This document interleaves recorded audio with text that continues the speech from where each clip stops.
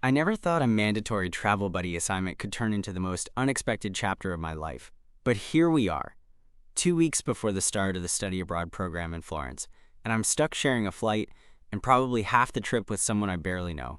Honestly, I was bracing myself for awkward silences, forced small talk, and the classic please don't sit next to me vibes. Instead, what I got was, well, way better than I ever could have imagined. Okay, let me back up. So I'm Jake, just your average college junior who planned to spend a semester in Italy to escape winter in New York, get some sun, and maybe figure out what I want to do with my life.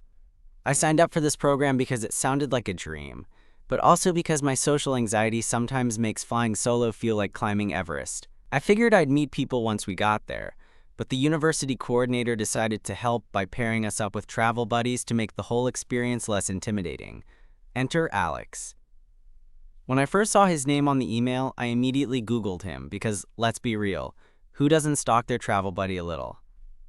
His profile picture showed a guy with this effortless kind of messy dark hair, clear blue eyes that seemed to laugh even when he wasn't smiling, and a grin that looked like it could disarm any awkward situation or person. His major is art history, which I thought was perfect for Florence, and he's from a small town in Oregon. That was pretty much all I knew before we boarded the plane. Our first real interaction happened at the gate, where I spotted him reading a battered copy of Dante's Inferno. I was halfway through pretending to be cool and casually scrolling on my phone when he looked up and caught me staring. Instead of the usual hey or what's up, he just said, "You ever try to read Dante on a flight? It's a test of patience." I laughed instantly, and just like that, the ice was broken. We ended up sitting next to each other on the plane, and for the next 8 hours, we talked about everything from favorite movies to why he's obsessed with Renaissance art. I was surprised how natural it felt to open up without the usual guard I put up around new people. I told him about my goofy family, and how this trip was my first real attempt at stepping out of my comfort zone. Alex shared stories about growing up in a place so small that he knew everyone, but still felt like he was searching for something. By the time we landed in Florence, the city lights glittering beneath the plane felt like a perfect backdrop to a new kind of adventure. Not just the one I signed up for, but something personal and unexpected. We grabbed our luggage and stepped out into the warm Tuscan night. The air smelled like history and possibilities, and as we waited for the shuttle, I realized this trip might change more than just my Instagram feed. And that's when Alex turned to me and said, "So, travel buddy? Ready to get lost in Florence?" I smiled, and honestly, I was more ready than I'd ever been. "Ready to get lost in Florence," I repeated, the words feeling heavier and more exciting than I expected. Because yeah, sure, getting lost in a new city was part of the plan. But I didn't realize how much I was about to get lost in everything else, Alex included. The shuttle to our dorm was quiet at first. We both stared out the windows, watching the city roll by under the street lamps.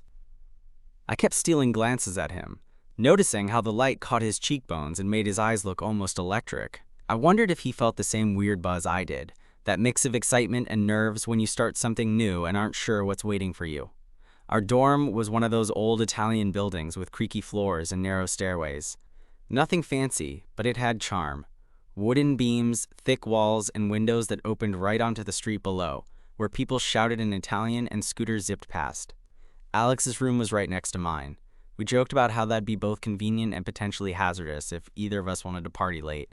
That night, I didn't sleep much. I kept picturing how the next few months would go. Classes, exploring Florence, figuring out if I could finally stop feeling like I was just pretending to be an adult.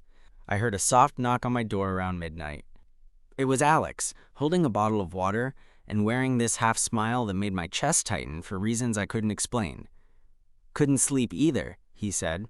"Yeah," I admitted, jet lag and, I guess, a little excitement. He nodded, then leaned casually against the doorframe. "I was thinking, maybe we could check out that little piazza near the Arno tomorrow evening? I heard it's less touristy and kinda magical at sunset." I agreed before I even thought about it. Part of me wanted to say yes, just because it was him asking. The next day dragged on with orientation lectures and paperwork, but the promise of that evening kept me going. After dinner, we met up outside the dorm, the air warm and fragrant with the smell of blooming jasmine. On the walk to the piazza, Alex talked about his passion for art history, the way certain paintings captured light, emotion, and time itself. He was passionate in a way that made me want to see the world through his eyes. At the piazza, as the sun dipped low and the sky turned pink and gold, we found a bench overlooking the river. Tourists were scattered around, but it still felt intimate. Alex pulled out a small sketch pad and started drawing the scene, the way the water shimmered, the ancient buildings reflected in the current. "Ever draw?" he asked without looking up. I shook my head, watching his hands move with steady confidence. "No, but I'm impressed." He smiled, and the way his eyes crinkled made me forget to breathe for a second. We talked until the stars came out, everything between us feeling unforced, easy. I caught myself stealing glances, wondering if I looked as awkward as I felt. Then he caught me and just grinned, like he knew exactly what was going on in my head. "Relax, Jake," he said. "You're doing fine." That night, I realized I wanted to know everything about him, the stories behind his laughter, the little things that made him pause, what he was afraid to say out loud. It was strange, because I hadn't even known him a day, but it felt like I'd been waiting for someone like him all along. Over the next few days, we fell into a rhythm. Mornings were for classes and lectures, afternoons for wandering the city's labyrinthine streets. Alex loved showing me hidden cafes, where the espresso was so strong it practically punched you awake, and little bookstores filled with dusty volumes and handwritten notes in the margins. I showed him my favorite gelato spot, and we argued good-naturedly over which flavor was best, him for pistachio, me for stracciatella. One afternoon, while we were sitting in the bubbly gardens, sharing a bench shaded by cypress trees, I blurted out the thing I'd been holding back. Do you ever feel like, no matter where you go, you're just carrying yourself around? Like you can't really escape your own thoughts? Alex looked at me thoughtful. All the time. I think that's why I love art.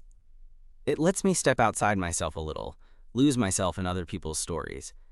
I nodded, feeling a strange sense of relief. Yeah. I guess I didn't expect to meet someone who gets that. His gaze softened and he brushed a stray lock of hair behind his ear. Maybe we're both just looking for a way to not be alone, even when we're surrounded by people. It was the kind of moment you don't plan but feel the weight of, like a quiet turning point. I wanted to say something more, but the words got stuck, tangled up in a sudden rush of nerves and hope. That night, as we walked back to the dorm under a sky bursting with stars, Alex slipped his hand into mine. It wasn't a big, dramatic gesture, just this small, steady connection that made my heart race and everything else fade away. "Hey," he whispered. "Yeah? Thanks for being my travel buddy." I smiled, squeezing his hand. Best mandatory assignment ever. That night, with Alex's hand in mine, I felt like I was finally breathing properly for the first time in months. It was subtle, almost shy. No fireworks, no grand declarations, just the simple comfort of being connected to someone who made the chaos in my head quiet down. We walked in silence the rest of the way, the streets of Florence glowing softly under the moonlight, the distant hum of late-night conversations, and the occasional giggle from a nearby cafe. When we got back to the dorm, we didn't rush to part ways. Instead, we stood by my door for a moment, reluctant to break the spell. "I don't want this trip to end," I confessed, half joking, half serious. Alex smiled, that same quiet grin that made my chest tighten again. "Me neither." Then, almost shyly, he added, "Maybe we don't have to think about the end yet. Let's just see where this goes." I nodded, feeling like I was exactly where I was supposed to be. The next few weeks were a whirlwind. Classes were tough, but exploring the city with Alex made every challenge feel manageable. We became inseparable, our travel buddy status evolving into something unspoken but unmistakable. We shared everything: late-night dinners of cheap pasta, stolen kisses behind the Duomo, quiet afternoons in museums where Alex would passionately explain the stories behind paintings, and I'd watch him with this mix of awe and affection that I couldn't quite put into words. One afternoon, we found ourselves at the Uffizi Gallery. The place was packed with tourists taking photos and whispering in a dozen languages, but Alex led me to a quiet corner where a small, almost overlooked painting hung. He stood close, tracing the delicate lines with his finger, eyes filled with that same passion I'd seen since day one. "This one," he said softly, "it's about longing." The artist captured this feeling of wanting something just out of reach, like a love you can't have. I felt a shiver run down my spine. Not because of the painting, but because of the way Alex looked at me, vulnerable and honest. "Alex," I started, heart pounding, "I don't want to be that love. I want to be the one you hold on to." He turned to me, eyes searching mine, and without hesitation, leaned in and kissed me. It wasn't rushed or desperate, just a slow, tender connection that seemed to say everything words couldn't. After that moment, things between us shifted. There was no need to hide the way I felt or pretend I wasn't falling for him. We talked about it, awkwardly at first, then with growing confidence, sharing fears and hopes in the little space between classes and sightseeing. But as much as I wanted to believe this was perfect, reality wasn't far behind. One evening, we sat on the rooftop terrace of our dorm, watching the sunset behind the hills, and Alex dropped a bombshell. "My parents don't know I'm gay," he said quietly, "and I'm not sure how they'll take this trip or us." I blinked, surprised. I had always assumed we were on the same page, but hearing him say it out loud made everything feel suddenly fragile. "I'm here for you," I said, squeezing his hand. "No matter what." He smiled, but there was a flicker of something I couldn't quite read. Fear, maybe, or uncertainty. Over the next few days, I saw that fear more clearly. Alex became quieter, more distant at times, and I hated that I couldn't fix it. I wanted to protect him, to be the safe place he needed, but sometimes I felt powerless. One night, after a particularly tough day of lectures and a grueling exam, we ended up at this little jazz bar, tucked away in an alley. It was dim and cozy, the kind of place where you could just disappear into the music. I watched as Alex let himself relax for the first time in days, tapping his foot to the rhythm, his eyes shining. Later, as we walked back through the empty streets, I finally asked, "What's really going on, Alex? You can tell me." He hesitated, then took a deep breath. "It's just, this trip is supposed to be amazing, but I'm scared it's also the last time I get to be honest. When I go home, I have to put on a mask again. My family doesn't accept me, and I don't know if I'm ready to lose them." My heart broke a little hearing that. I wanted to hold him, to tell him everything was going to be okay, but I knew it wasn't that simple. "We'll figure it out together," I promised. "You're not alone anymore." He looked at me, eyes glistening, and for the first time, I saw that beneath his confident, easygoing exterior was someone fighting to be seen and loved for exactly who he is. The days that followed were some of the most intense and beautiful of my life. We leaned on each other, sharing fears and dreams, exploring Florence not just as tourists, but as two people learning how to be brave. One afternoon, we stumbled upon a tiny art studio hidden behind a cafe. The owner invited us in, and Alex spent hours talking with him, soaking up stories about artists who'd found freedom through their work. Watching him, I realized this trip wasn't just about seeing new places, it was about discovering parts of ourselves we'd kept hidden. As the semester went on, our bond deepened. It wasn't always easy. There were moments of doubt, arguments, and the ever-present worry about what awaited us back home. But every time I looked at Alex, I knew this was worth it.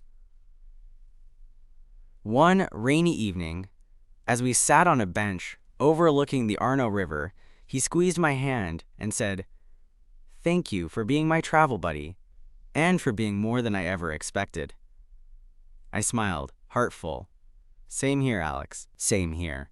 And just like that, in the city of endless art and history, we started writing our own story, one that felt real, messy, and perfectly ours. After that rainy evening by the Arno, something shifted between us, not dramatically, but in the small ways that matter. We started sharing more of ourselves, little bits of our pasts and our fears that didn't feel quite so scary with each other. I learned that Alex's love for art wasn't just academic. It was how he coped with feeling like an outsider in his hometown. And I opened up about my anxiety, about how traveling alone had always felt impossible until now. One morning, we decided to escape the city buzz and take a day trip to a nearby village in the Tuscan hills.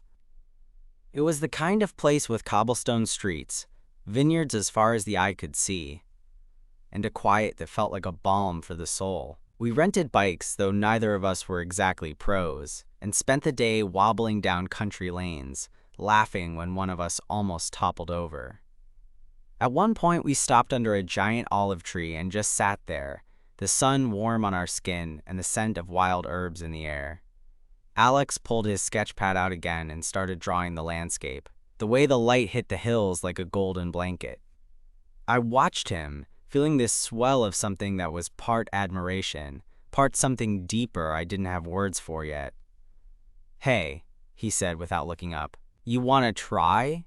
I shrugged, half joking, half nervous. "I'm not exactly an artist," he smiled. "Doesn't matter. It's just for fun." He handed me the pad and a pencil, and I hesitated before making a few scratchy lines. Alex leaned over, guiding my hand gently, his fingers brushing mine in a way that sent a little spark through me. For a moment, time slowed. It wasn't about the sketch or the scenery. It was about being there, together, in a quiet corner of the world, with nothing else pressing down on us. When we packed up and started biking back toward the village, I realized I hadn't thought about my anxieties for hours. With Alex, the world felt a little less overwhelming.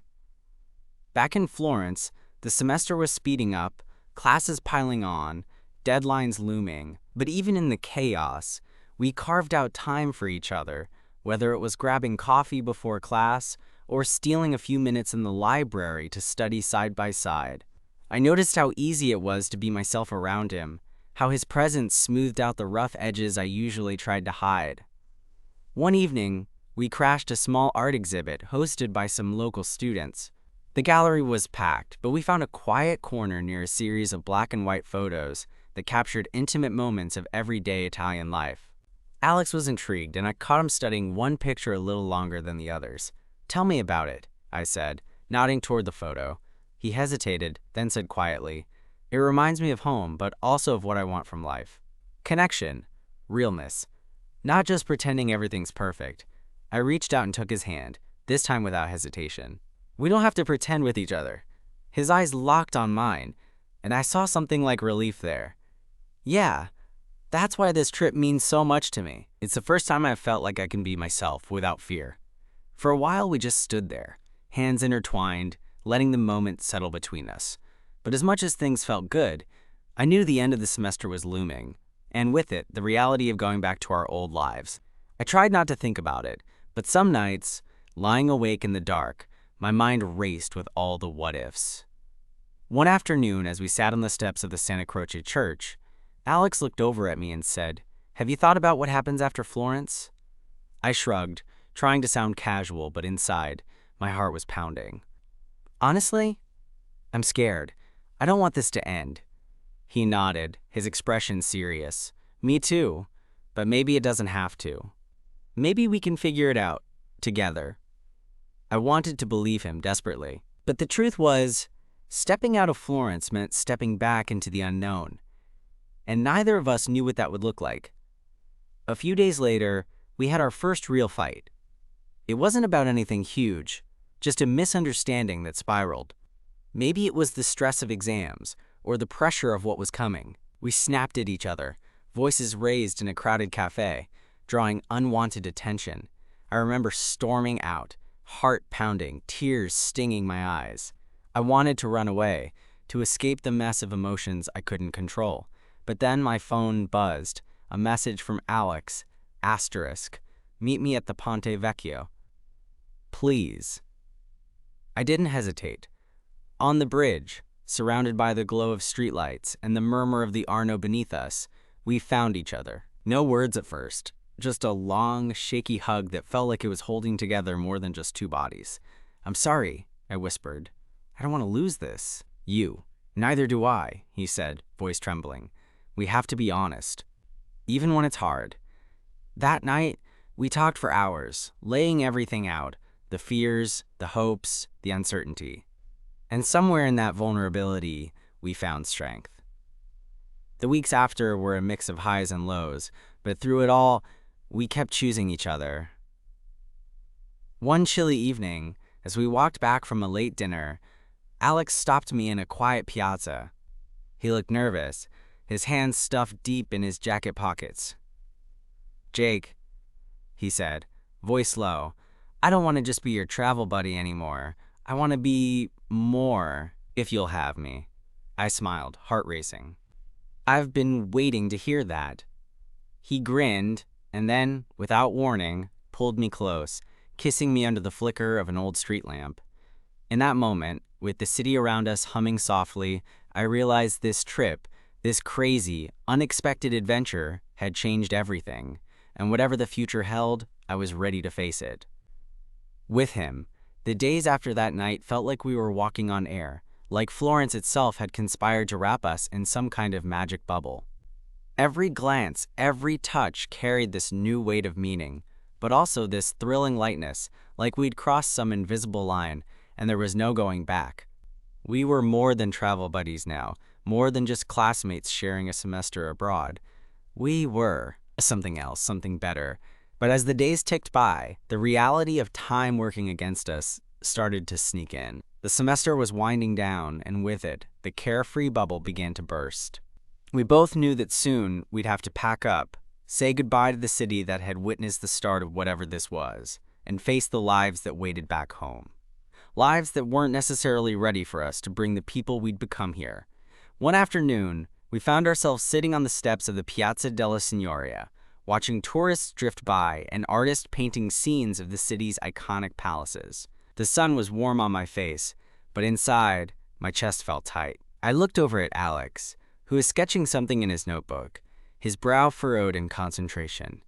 "Hey," I said softly, not wanting to break the moment but needing to say it. "Have you thought about after Florence?" He paused, pencil hovering above the paper, then set it down slowly. "Yeah, I think about it all the time." "I'm scared, Jake." "Me too." We sat in silence for a while. Scarier than the uncertainty wasn't the unknown itself. It was the idea that what we'd found here might have to end, or change in a way neither of us wanted. "Do you think we could make it work?" I finally asked, voice barely above a whisper. Alex looked at me then, eyes steady and fierce. "I want to try, but it's going to be hard. My family, they don't know about us, and I'm not sure they ever will." I swallowed hard. I knew he'd told me some of this before, but hearing it laid bare in the bright afternoon light made it feel so real. "You don't have to figure it all out right now," I said. "We can take it one step at a time." He smiled, a little sadly. I want to believe that. The next few days were a mix of hope and heaviness. We explored every corner of Florence with a bittersweet edge, knowing each new memory was one we'd carry with us. But also that it was temporary. We had dinners in tiny trattorias, late-night walks along the river, and quiet mornings sipping espresso and watching the city wake up. One night, after a spontaneous detour to a rooftop restaurant overlooking the Duomo, we sat wrapped up against the chill, sharing a bottle of cheap wine and talking about everything and nothing. "I don't want to lose this," I said, staring at the flickering candle between us. "You!" Alex reached across the table and took my hand. "Then don't. We fight for it. We figure it out." I wanted to believe him, but the truth was tangled up in practical fears, and the looming question of how two guys from different worlds, different families, different cities, could build something that lasted. Then came the day of our final group presentation for one of the classes, and I could tell Alex was distracted. Afterward, we sat on a bench in the Bobbly Gardens, the last rays of sunlight filtering through the trees. "I have to tell you something," he said, voice low. "My parents found out.